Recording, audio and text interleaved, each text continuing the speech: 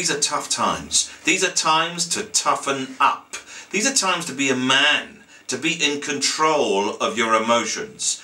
It's no point being like Nick Clegg, who says he cries regularly to music every night. What, every time you hear Lost in France by Bonnie Tyler, you start sniffling?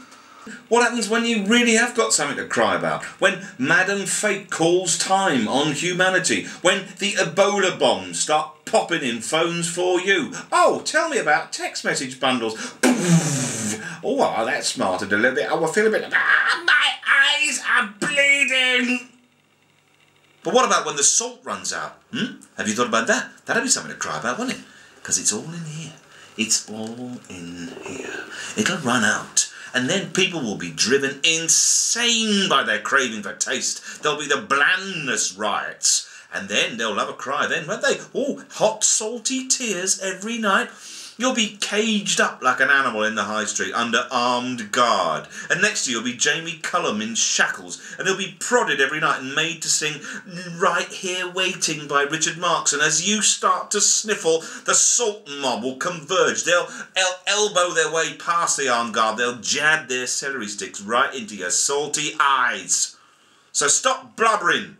It's time to man up, you kitten-faced mitherer. Every time you hear Winner Takes It All by ABBA, you start bawling like Gaza in an onion museum. And now I can hear what you're saying. Oh, well, that's not very likely, Bill. An onion museum, that's not very likely, is it? Yes, I don't really think the history of onion cultivation justifies an entire public exhibition. And actually, if I'll be perfectly honest, Paul Gascoigne doesn't strike me as the sort of person that would frequent a museum. So it's a rather amusing conceit, but highly implausible. All right, how about this then? I bet you never saw it coming when there was an armed police standoff, and right into the middle of it blunders Gaza with a bag of lager and a chicken tikka.